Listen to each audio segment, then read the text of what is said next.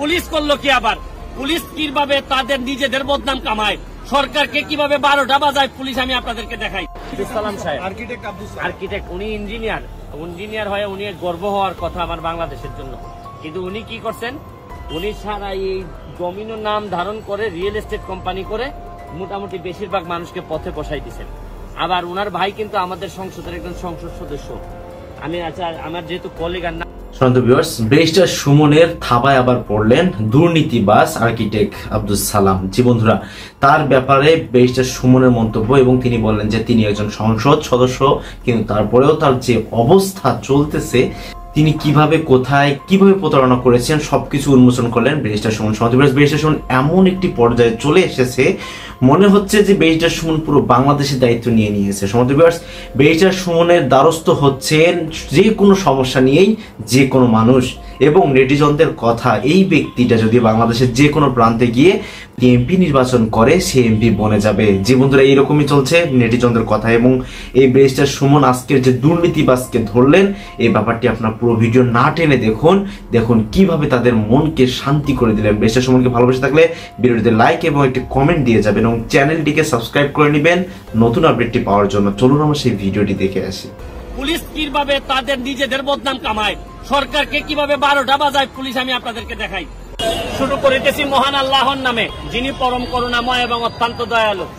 এই সেই মাঠ যেটা মাননীয় স্বরাষ্ট্রমন্ত্রী তার নিজের এলাকার মধ্যে এই মাঠটা দখল করে এখানে একটা পুলিশ স্টেশন হবে। পুলিশকে বরাদ্দ দিয়েছেন যতটুকু জানছি যে সিটি কর্পোরেশন। এই মাঠ বরাদ্দ নিয়েই আপনারা জানেন যে স্থানীয় লোকজন আন্দোলন করছিলেন, এই জন্য একজন মা এবং তার ছেলেকে পুলিশ ধরে নিয়ে যায়। ধরে নিয়ে গিয়ে কালকে রাতেই উনারা ছেড়ে দিচ্ছেন। কিন্তু যে কথাটা আপনাদেরকে বলতে চাই, আমি এর আগে আপনাদেরকে একটা জিনিস দেখাইতে চাই। এই মাঠটার চারদিকে আপনারা একটা দেখেন, 1 ইঞ্চি মাটি নাই এই মাঠের চারদিকে, শুধু বিল্ডিং আর বিল্ডিং। দেখেন, আপনি একটু ঘুরে ঘুরে দেখেন, এই যে বড় বড় বিল্ডিং, এগুলো হচ্ছে সব হচ্ছে এই মাঠের চারদিকে। এই মাঠটা ছাড়া এই এলাকার মানুষের আর বেঁচে থাকার খালি জায়গা বলতে আর কিচ্ছু নাই। আমি প্রথমেই পুলিশরে এই যে জনগণের মুখোমুখি করার জন্য আমি মনে করতেছি এই জায়গাটা প্রথমে যারা পুলিশে বরাদ্দ দিচ্ছেন তাদেরকে দায়ী করতেছি, যে কোন বিবেচনায় আপনারা পুলিশে এই জিনিসটা বরাদ্দ দিতে পারেন। এটা আমার প্রথম প্রশ্ন। আপনি একটা জিনিস দেখেন, পুলিশ করলো কি আবার?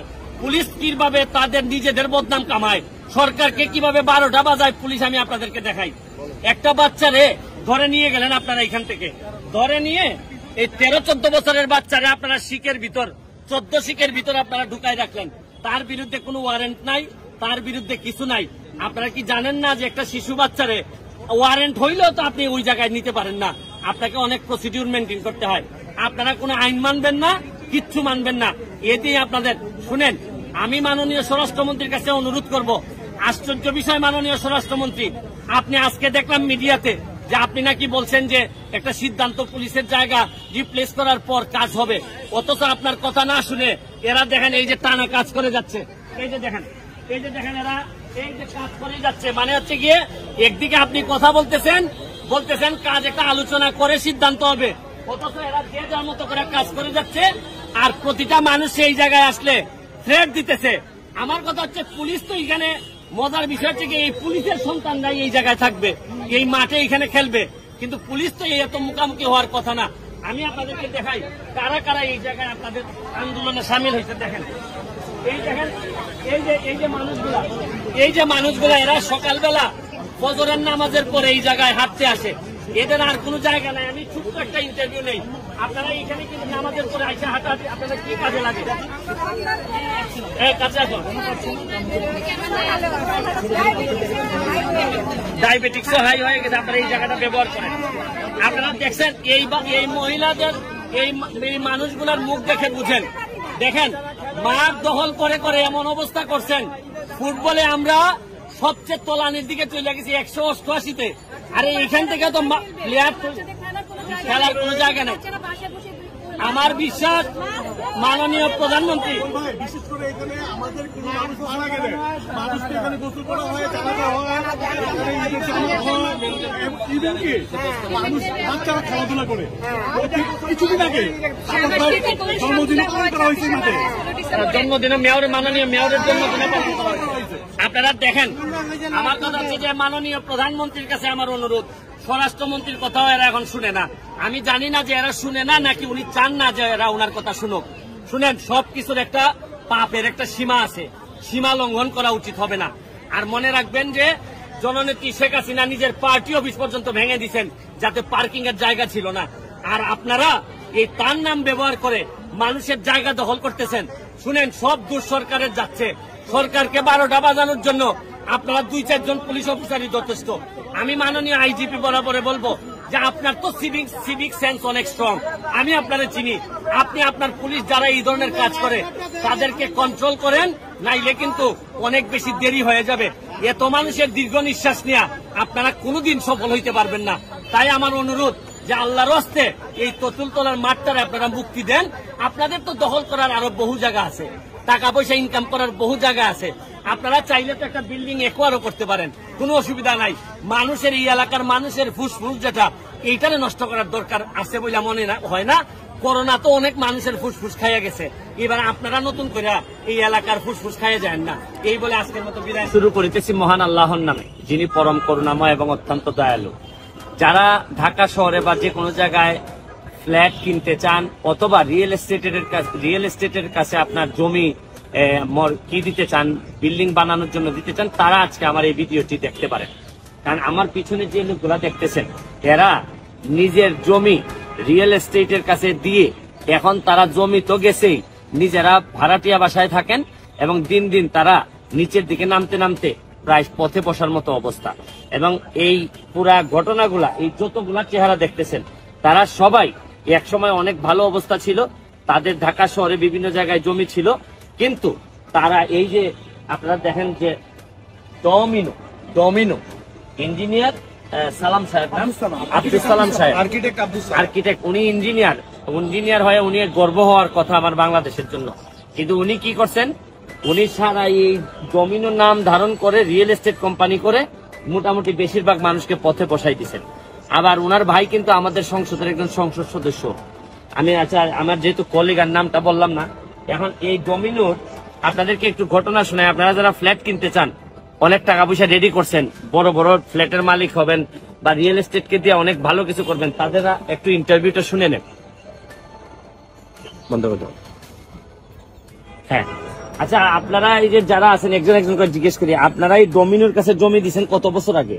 আমার প্রায় 14-15 বছর হয়ে গেছে। কোনো কিছুই করে না? কোনো কিছুই করে নাই। আমাদের সাইনিং মানিটাও আমরা পাচ্ছি না ঠিক মতন, আমরা ভাড়া থাকতে হচ্ছে। যেখানে আমাদের ঢাকা শহরের মতন জায়গা, আমাদের নিজের জায়গা ছিল, এখন ভাড়াইতে উপাধি আমাদের হয়ে গেছে। এখন কতজন এইরকম ওর কাছ থেকে এই ডমিনো থেকে বিক্রি হয়েছে? আমার জানা মতে 53টার উপরে, 50+ মানে এইরকম ল্যান্ড ওনাররা পথে বসাই দিচ্ছেন। আপনার কতজন? 11তে। এখন কি এই জায়গা কি এইভাবে পড়ে আছে? এইভাবে না, আমাদের তো 5টা বিল্ডিং, হ্যাঁ, 5টা টাওয়ার, তো এখন 9টা ছাদ ঢালাই বাকি। কিন্তু কোনো টাকা পয়সা দেয় না? টাকা পয়সা দেয় না, দেওয়ার ছিল, কিছু চেক দিল, কিন্তু এটা বাউন্স করে। আর আপনার কি অবস্থা? 2012 সালে দিছিলেন, জমি দিছিলেন? হ্যাঁ, জমি দিয়েছি বসুন্ধরায়। এখন পাইছেন কিছু? না, কিচ্ছু না। আমাদের ভাড়া টাকা দেওয়ার কথা, প্রতি মাসে 2 লাখ টাকা একবারও দেয় না। আপনার কতদিন আগে? 15 বছর হয়ে গেছে। আপনাদের একটু শুনি, আপনার কাছ থেকে শুনি। আমাদেরটা আমরা দিয়েছি 2008-এর পরে 2011 3 বছর তারা কিছু করে নাই। 2011-তে আবার একটা এগ্রিমেন্ট করলো আমাদের আশ্বাস দিয়ে, 2014-তে হস্তান্তর করবে। 2014 থেকে এখন 2024, এখনো তারা হস্তান্তর করে নাই, কোনো ক্ষতিপূরণের টাকাও দিচ্ছে না। আমি আপনাদেরকে ভিডিওটা শেষ করার আগে কয়েকটা কথা বলি, যেহেতু আমি ব্যারিস্টার হিসাবে কথাগুলো বলতে চাই। এই রিয়েল এস্টেট কোম্পানিগুলো, এদের একটা প্রোটেকশন আছে, এদের সাথে আলোচনা বা এডিআর না করে কোর্টে মামলা করা যায় না, গেল একটা। তারপরে এরা চেক দেয় কোম্পানির নামে, বাউন্স করলে পরে এরা এককভাবে কোম্পানির সাথে কুলাই উঠতে পারে না। তারপর হচ্ছে কি, এরা মাসলম্যান থাকে, এদের একটা মানুষ তার মাসল, এই আপার তো আর মাসলম্যান থাকে না, যার কারণে এই রিয়েল এস্টেট কোম্পানিগুলার যেগুলা বাজে, এরা বেশিরভাগই আমাদের এলাকার এই বেশিরভাগ মানুষের যে শেষ জীবনের ইনকামটা দিয়ে একটা ফ্ল্যাট কিনে মানুষ, বা একটা প্লট কিনে, অথবা যারা মালিক আছে, যারা নিজের টাকা দিয়ে বানাইতে পারে না, তারা এই জমিগুলা রিয়েল এস্টেটের কাছে দেয়। কিন্তু এটার একটা প্রকৃষ্ট উদাহরণ কিভাবে আমাদের এলাকার মানুষগুলা উচ্চবিত্ত থেকে মধ্যবিত্ত হচ্ছে। এখন আপাতত মধ্যবিত্ত, তবে অল্প দিনের মধ্যে নিম্নবিত্ত বা মধ্য নিম্নবিত্ততে চলে যাবে এরা। তা আমি সরকারের কাছে দাবি জানাবো, এবং আপনারা যারা ফ্ল্যাট কিনতেছেন বা যারা এই রিয়েল এস্টেটের কাছে দিচ্ছেন বিভিন্ন, তাদের ব্যাপারে খবর নেন, কারণ এদের চেহারাগুলা দেখে বুঝেন। যদি মনে হয় যে ভবিষ্যতে এইবার আইসা আবার সুপ্রিম কোর্টে এইভাবে দাঁড়াইতে চান, তাইলে না বুঝে দিয়ে দিন। আর যদি বুঝে দিতে চান, আর এই ডমিনোর যিনি আছেন তার ব্যাপারেও আমি সরকারের কাছে দাবি জানাবো যে কিছু আর্কিটেক্ট আব্দুল সালাম, খালি এরা কিন্তু সাধারণ পরিবারের মানুষ না, বিচারপতির পরিবারের মানুষ, বড় বড় অফিসের আদালতের মানুষ, তারা সেনাবাহিনীর মানে বুঝেন, এরার কাছে মুক্তিযোদ্ধার পরিবার, এদের কাছে কিচ্ছুই না। এই আব্দুল সালাম, আর্কিটেক্ট আব্দুল সালামের কাছে এরা তো কিচ্ছুই না। এখন বুঝেন, এরাই যদি কিচ্ছু না হয়, বিচার অবসরপ্রাপ্ত বিচারপতির সন্তানরাই যদি সেফ না হয়, তাহলে আপনি অন্যদের অবস্থা কি হবে বুঝতে পারেন। এবার এই হচ্ছে গিয়ে আমার বাংলাদেশ, এখান থেকে কবে যে মুক্তি পাবো এই ইঞ্জিনিয়ার এই আব্দুল সালাম।